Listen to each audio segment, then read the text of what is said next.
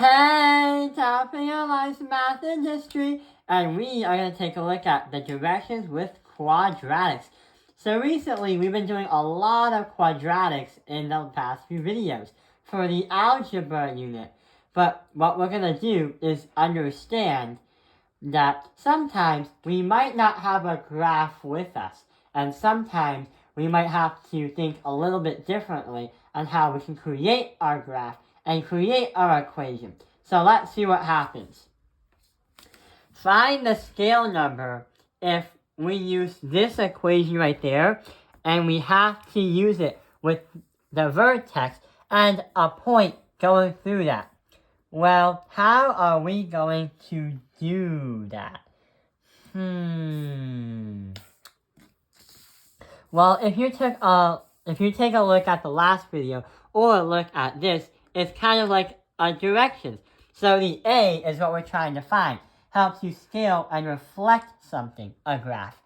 The C will help you move the graph left or right, and the D will help you move the graph up and down. So we're trying to find out what A is, but how are we going to do that by having these 2 points included? Well, by using that formula from the last video, we said that inside the parentheses are the domains, and outside the parentheses are the ranges. So let's see how we are going to do it. We are going to write y equals our A is going to be x minus that by our 1 squared plus 3. The reason why negative 1 and 3 is because that is going to be the vertex. Your vertex is always going to be placed here and here as x and y. But what about the point? How are you going to have it included in the point? Well, the whole point is to use what we have here and to find the equation that goes through that point. And that's going to be at that x. So y is going to equal a 2 minus 1 squared plus 3. And solve it out. We have to use order of operations to try to solve out the problem. So here's what we have to do.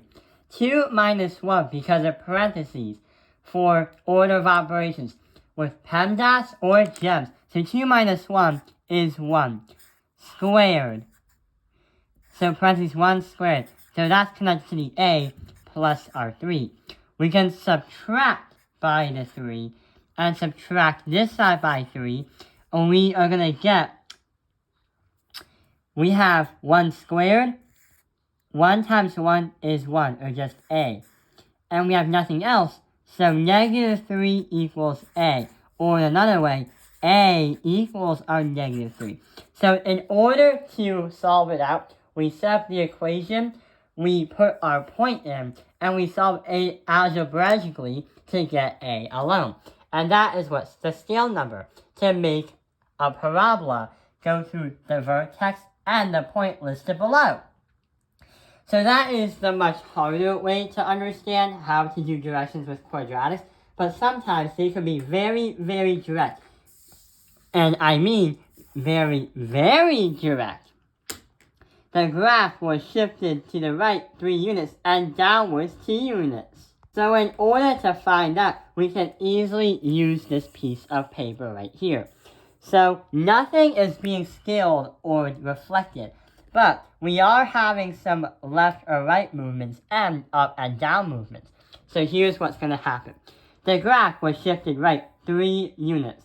So we are going to have the x is going to be subtracted that by the c, which is 3. That's because we have a positive and a negative. And when you combine them, you get a negative. And we're going to have them in parentheses. But it's going to be moved downwards by 2 units. And that's going to be our letter D right over here. Helps you move up or down. So we're going to subtract this side by 2. And we're done. Our function of x is going to equal this squared minus 2. So that is going to be the much more direct way to do it. But with words.